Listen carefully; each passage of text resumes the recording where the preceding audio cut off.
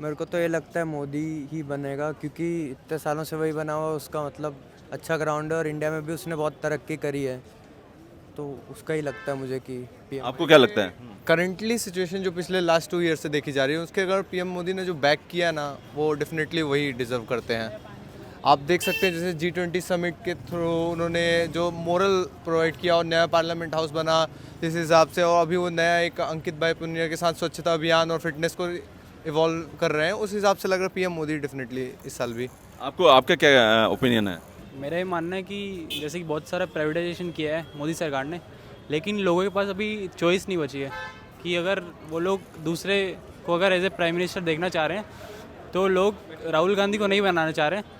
Mostly लोग ये चाह रहे हैं कि हमें अच्छा प्राइम मिनिस्टर चाहिए।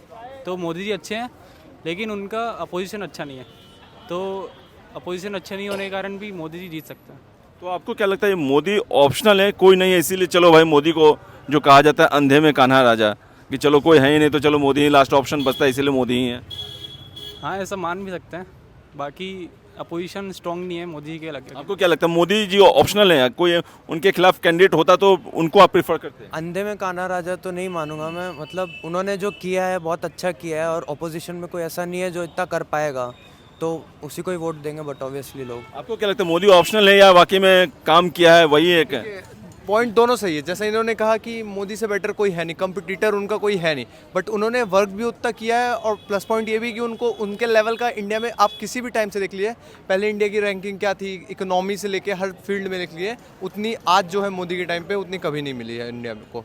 तो डेफिनेटली वो डिजर्विंग। घर बचाने के लिए गठबंधन है वो, घर बचाने के लिए वो तो उनका जो फैमिली मेंबर्स है ना उनको बचाने के लिए गठबंधन किया है। आप सुने होंगे जो आपके स्पोक पर्सन है संजय सिंह, जिनको अरेस्ट किया गया है ईडी की तरफ से, तो आपको क्या लगता है ये गवर्नमेंट के प्रेशर की वजह से किया गया है उनको अरेस्ट, या उनके खिलाफ सबूत थे?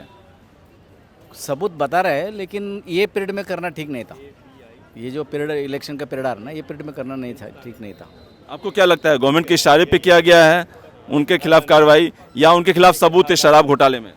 शराब घोटाले में ऐसा हो ही नहीं सकता, नहीं तो गवर्नमेंट आपको भी अरेस्ट कर सकते, मेरे को भी कर सकती। जिसके पीछे सबूत मिला है उसी को अरेस्ट करेगा, ऐसा किसी को ना ये नहीं करेगा। तो अगला नंबर क्या लगता है कि किंग पिन जिसको कहा जाता है या डॉन जिसको कह रहे हैं बीजेपी वाले, उसकी गिरफ्तारी होगी यानी केजरीवाल की? केजरीवाल का चांसेस बहुत ज़्यादा है अभी इसके आगे। आपको क्या लगता है? केजरीवाल को अरेस्ट करने वाले ही ऐसा ये नहीं, क्योंकि अभी ये चुनाव आने वाला है, उसको डैमेज करके उसको चुनाव जीतना है। दबाव तो बिल्कुल रहता है उन पे गवर्नमेंट का, तो दबाव कह सकता हूँ। बाकी इशारे पे चलना तो नहीं लगता मुझे इशारा। आपको लगता है गवर्नमेंट जो जांच एजेंसियां रहती हैं जैसे सीबीआई हो गया, ईडी हो गया, ये सब जांच एजेंसियां जो हैं गवर्नमेंट के इशारे पे काम करती हैं?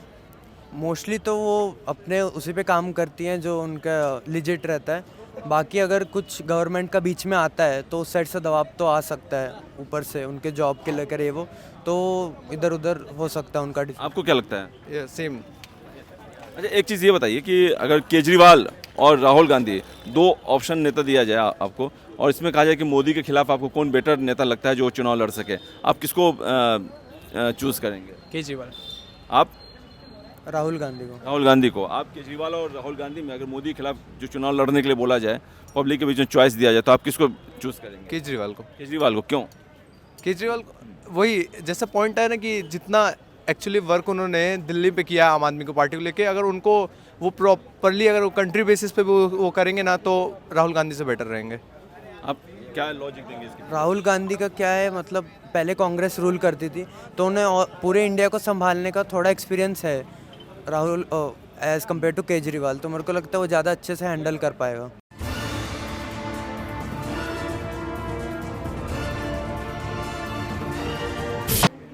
ये बताइए 2024 में आपको क्या लगता है कि किसकी गवर्नमेंट बनेगी? एज ए वोटर आप किसको वोट दोगे? मेरे को तो ये लगता है मोदी ही बनेगा, क्योंकि इतने सालों से वही बना हुआ, उसका मतलब अच्छा ग्राउंड है और इंडिया में भी उसने बहुत तरक्की करी है, तो उसका ही लगता है मुझे कि पीएम। आपको क्या लगता है? करंटली सिचुएशन जो पिछले लास्ट 2 ईयर से देखी जा रही है, उसके अगर पीएम मोदी ने जो बैक किया ना, वो डेफिनेटली वही डिजर्व करते हैं। आप देख सकते हैं जैसे G20 समिट के थ्रू उन्होंने जो मोरल प्रोवाइड किया और नया पार्लियामेंट हाउस बना जिस हिसाब से, और अभी वो नया एक अंकित भाई पुनिया के साथ स्वच्छता अभियान और फिटनेस को इवॉल्व कर रहे हैं, उस हिसाब से लग रहा है पीएम मोदी डेफिनेटली इस साल भी। आपको आपका क्या ओपिनियन है? मेरा ये मानना है कि जैसे कि बहुत सारा प्राइवेटाइजेशन किया है मोदी सरकार ने, लेकिन लोगों के पास अभी चॉइस नहीं बची है कि अगर वो लोग दूसरे को अगर एज ए प्राइम मिनिस्टर देखना चाह रहे हैं तो लोग राहुल गांधी को नहीं बनाना चाह रहे हैं। मोस्टली लोग ये चाह रहे हैं कि हमें अच्छा प्राइम मिनिस्टर चाहिए। तो मोदी जी अच्छे हैं लेकिन उनका अपोजिशन अच्छा नहीं है, तो अपोजिशन अच्छा नहीं होने के कारण भी मोदी जी जीत सकते हैं। तो आपको क्या लगता है ये मोदी ऑप्शनल है, कोई नहीं है इसीलिए चलो भाई मोदी को जो कहा जाता है अंधे में कान्हा राजा, कि चलो कोई है ही नहीं तो चलो मोदी ही लास्ट ऑप्शन बचता है इसीलिए मोदी ही है? हाँ, ऐसा मान भी सकते हैं। बाकी अपोजिशन स्ट्रांग नहीं है मोदी जी के लगे। आपको क्या लगता है मोदी जी ऑप्शनल है, कोई उनके खिलाफ कैंडिडेट होता तो उनको आप प्रेफर करते हैं? अंधे में कान्हा राजा तो नहीं मानूंगा मैं, मतलब उन्होंने जो किया है बहुत अच्छा किया है और ऑपोजिशन में कोई ऐसा नहीं है जो इतना कर पाएगा, तो उसी को ही वोट देंगे बट ऑब्वियसली लोग। आपको क्या लगता है मोदी ऑप्शनल है या वाकई में काम किया है वही एक है? पॉइंट दोनों सही है, जैसे इन्होंने कहा कि मोदी से बेटर कोई है नहीं, कंपटीटर उनका कोई है नहीं, बट उन्होंने वर्क भी उतना किया है। और प्लस पॉइंट ये भी कि उनको उनके लेवल का इंडिया में आप किसी भी टाइम से देख लिए, पहले इंडिया की रैंकिंग क्या थी इकोनॉमी से लेके हर फील्ड में देख लिए, उतनी आज जो है मोदी के टाइम पे उतनी कभी नहीं मिली है इंडिया को, तो डेफिनेटली वो डिजर्विंग है। आप नौजवान हैं, ये बताइए जो जॉब को लेकर विरोधी सवाल पूछते हैं कि जॉब नहीं है मोदी गवर्नमेंट में, अनएम्प्लॉयमेंट ज़्यादा है, तो आपका इस विषय पे क्या कहना है? हाँ, अभी आप देख सकते हैं, वैसे फैक्ट चेक कर सकते हैं कि अनएम्प्लॉयमेंट अभी भी मतलब कम नहीं हुआ है, अभी भी है बहुत सारा। और जैसे जैसे प्राइवेटाइजेशन हो रहा है वैसे वैसे और कम होगा आगे भी, तो अनएम्प्लॉयमेंट तो होगा। है बिग इशू है अनएम्प्लॉयमेंट। ये तो इशू पहले से ही चलता आ रहा है लेकिन अभी थोड़ा बहुत कम हो रहा है। पॉपुलेशन इतनी है इंडिया की और मोस्टली बाहर चले जाते हैं, इंडिया में उतनी कंपनीज नहीं खुल नहीं पाती है, तो ये इशू तो रहेगा हमेशा, लेकिन अभी थोड़ा और कम होता जा रहा है। मतलब एक्सपेक्ट करते थे कि मोदी गवर्नमेंट इस सेक्टर पे और अच्छा उनको काम करना चाहिए था। करेंगे, अभी भी इतने सारे उन्होंने मतलब मेडिकल कॉलेजेस भी इतने सारे खुलवा दिए, पहले उतने थे नहीं, सीट्स बढ़ा दी, जैसे कंपटीशन बढ़ रहा है तो जॉब्स का भी कुछ ना कुछ करेंगे ही वो। आपको क्या लगता है जो अनएम्प्लॉयमेंट सेक्टर में काम नहीं किया मोदी ने? देखिए, एम्प्लॉयमेंट और अनएम्प्लॉयमेंट बहुत कंट्रोवर्शियल टॉपिक हो सकता है फ्यूचर ईयर्स में। एज आर्टिफिशियल इंटेलिजेंस का बढ़ रहा है जिस क्रेज़, तो उसके अकॉर्डिंग कि ह्यूमन वर्क एआई के द्वारा ले लिया जाएगा। और जो सेक्टर्स में जैसे एकदम फीलिंग्स और अटैच और एकदम वर्क ह्यूमन का चाहिए, जैसे मेडिकल सेक्टर हो गया, उस एरियाज़ में डेफिनेटली वो वर्क कर रहे हैं, मेडिकल कॉलेजेस के नंबर बढ़ रहे हैं, उनके सीट्स बढ़ रहे हैं। But technology and other things जहाँ फैक्ट्रीज, वहाँ एआई का फ्यूचर में रोल रहेगा बहुत। तो इस सेक्टर पे गवर्नमेंट को काम करना चाहिए। इस सेक्टर पे अब एम्प्लॉयमेंट वो प्रोवाइड कैसे कर सकते? अब एआई कंपनीज तो उनको रोक कोई नहीं सकता, वो बना रहे हैं, तो वो डेफिनेटली वो कंट्रोवर्शियल चीज़ रहेगी। आने वाले समय में चुनौतियां और पेश होंगी मैन पावर के लिए। हाँ, डेफिनेटली होंगी। एआई का जैसे जैसे एक्सपेंशन होगा, एग्जैक्टली। तो कैसे इस सिचुएशन को हैंडल करने के लिए गवर्नमेंट को क्या करना चाहिए? उनको कोई अदर टाइप देखना चाहिए, जैसे इंजीनियरिंग में एरोडायनामिक्स की जो जॉब रहती है, प्लेन जो लोग मॉडल करते हैं, उनकी तो जॉब मेरे को नहीं लगता है एआई कभी ले पाएगी, क्योंकि उसमें बहुत सारे टेस्ट होते हैं, बहुत सारी चीज़ें रहती हैं, वो ह्यूमंस ही कर सकते हैं। बाकी जैसे डाटा एंट्री वाली जॉब हो गई, वो तो एआई, वो तो उसकी बन चुकी है, बहुत सारी ऐसी जॉब्स की बन चुकी है। अब उसमें फिर वही है, या तो और ज़्यादा अपॉर्चुनिटीज़ खोलनी चाहिए कि लोग और स्किल्स ले पाएँ, डिग्रीज़ ले पाएँ, जिससे वो काम कर पाएँ, उसका यूज़ कर पाएँ। आपको क्या लगता है जो एजुकेशन सिस्टम है इंडिया का, क्या वो 12th पास करने के बाद अगर कोई जॉब करना चाहे तो यह कैपेबल रहता है कि एजुकेशन सिस्टम कि उसको जॉब क्रिएट कर सके, जॉब दिला सके? ये एजुकेशन सिस्टम ठीक है या इसमें खामी है? देखिए, 12th के बाद तो मुझे नहीं लगता कि कोई ले पाएगा। बाकी अगर अपने 12th के बेसिस पे कुछ करना चाहेंगे आप स्टडी के बेस पे, तो बहुत ही मुझे नहीं लगता कुछ जॉब। जैसे इसमें इंट्रोड्यूस किया जाना चाहिए था प्रोफेशनल कोर्सेज वगैरह को भी, स्किल डेवलपमेंट को भी, ताकि अगर कोई 12th पास भी अगर कुछ करना चाहे तो कर सकता हो, उसी में आगे अपना स्किल डेवलप कर सकता है। देखिए, डेफिनेटली आपने जो पॉइंट रखा है बहुत लेजिट पॉइंट है कि अपने इंडिया के एजुकेशन सिस्टम में फाइनेंशियल फ्यूचर सिक्योर नहीं है। आदमी को मनी रिलेटेड कोई टॉपिक्स नहीं पढ़ाए जाते, और जो कि at the end of life matter वही करते हैं कि आदमी को मतलब एजुकेशन तो, बट उसको अप्लाई करके रियल लाइफ में और फाइनेंशियल एजुकेशन लेके कोई एजुकेशन नहीं है अपने सिस्टम में। कॉलेज भी पास कर लेता है आदमी, लेकिन मनी रिलेटेड उसकी थॉट्स चेंज नहीं होती है। एक्सपेंसेस, एसेट्स और लायबिलिटीज़ को कैसे मैनेज किया जाए, ये इस रिलेटेड एजुकेशन सिस्टम में कोई टॉपिक नहीं है, ना कोई सिलेबस में डाला गया, तो इस पार्ट में एजुकेशन सिस्टम अपना कमज़ोर है। जॉब ओरिएंटेड कैसे बनाया जा सकता है कोर्सेज वगैरह को? आपको जॉब ओरिएंटेड तो देखो, जो पढ़ाते हैं और जो जॉब में रहता है उसमें ज़मीन आसमान का अंतर होता है प्रैक्टिकल बेसिस पे। मेनली इनको प्रैक्टिकल नॉलेज ज़्यादा देनी चाहिए कि असली लाइफ में क्या होता है, कैसे उसे मैनेज करना है, क्या करना है। बुक स्टडी से सब नहीं हो पाता है, तो उनको पहले ही ऐसे एनवायरनमेंट एक्सपोजर देना चाहिए स्टूडेंट्स को भी होता क्या है असली में। अच्छा, एक चीज़ ये बताइए, जैसे आपने कहा था कि मोदी के खिलाफ कोई नेता ऐसा नहीं है जिसको देखा जा सके। राहुल गांधी लगता है आपको कि एक मैच्योर नेता आप बन चुके हैं और मोदी को बीट कर सकते हैं या उनके खिलाफ चुनाव लड़ सकते हैं? राहुल गांधी एक बन सकते हैं, ऐसी बात नहीं है नहीं बन सकते, उनमें है वो कैपेबिलिटी, लेकिन उनके खिलाफ बहुत सारे ऐसे प्रोपेगेंडाज हो चुके हैं और उनकी इमेज भी ऐसी बन चुकी है, तो मुझे नहीं लगता कि अब वो लोग उन पर ट्रस्ट करेंगे अभी, मतलब मेजोरिटी नहीं कर पाएगी उन पर ट्रस्ट अभी। एक ऐसी इमेज बनी हुई है कि पब्लिक उसको एक्सेप्ट नहीं करेगी एज ए पीएम कैंडिडेट। वही, हाँ। आपको क्या लगता है सेम। कि अभी इमेज उनकी खराब है? ख़राब तो नहीं बोलूँगा, मतलब in the sense in comparison अच्छा ऑप्शन मोदी जी लगते हैं उनके कंपैरिजन में। अगर कोई और ऑप्शन आता है तो शायद ऊपर नीचे हो सकता है, पर फिलहाल तो यही लगता है Modi ji is the best option. आपको क्या लगता है राहुल गांधी के विषय में? Pretty much same. Actually we are not that much in politics, but इतना तो पता है कि राहुल गांधी का उतना वर्क नहीं रहा है, कभी हमने सुना भी नहीं उतना जितना नरेंद्र मोदी का रहा है। तो इल्ज़ाम लगता है उन पे कि बाहर जाते हैं कंट्री में और इंडिया को बदनाम करते हैं, इससे भी उनकी जो रेपुटेशन है, जो बनी बनाई रेपुटेशन रहती है, जो भारत जोड़ो यात्रा से वो क्रिएट करते हैं, वो भी डाउन हो जाती है। ऐसा तो सुना नहीं है मैंने, बट इसका आइडिया भी नहीं मेरे को ज़्यादा। तो आपने सोशल मीडिया वगैरह पर देखते होंगे, मीम्स वगैरह देखते होंगे जिसमें उनको पप्पू कहा जाता है, तो आपको लगता है राहुल गांधी पप्पू हैं? मीम्स का एक्चुअली ये रहता है कि वो फुल वीडियो नहीं रहती, कुछ कुछ पोर्शन काट के, तो उनका अपन बिलीव नहीं कर सकते, फैक्ट नहीं ले सकते उनको, तो उस पर तो मैं बिलीव नहीं करता। आपको क्या लगता है जो पप्पू कहा जाता है, क्या उन पर टैग जो है वो फिट बैठता है? देखो ऐसा तो हर कोई कुछ ना कुछ ऐसा बोल देता है ज़िंदगी में। अब 10 साल पुरानी वीडियो लेके उसे बना के अभी करेंगे तो अभी की इमेज ख़राब हो, ऐसा तो लोगों को। मोदी को भी लोग अनपढ़ राजा कहते हैं इस तरह से। वैसा चाय वाला बोलते थे पहले। हाँ। तो पास्ट को ऐसे नहीं लाना चाहिए, क्योंकि अभी इंसान कुछ और है, मेहनत करके अभी कुछ और बना, उस टाइम पे उतना नहीं था उसका। मतलब वो जो कहा जाता है पप्पू, वो वैसी रिपोर्टेशन है, एक मैच्योर नेता है वो भी।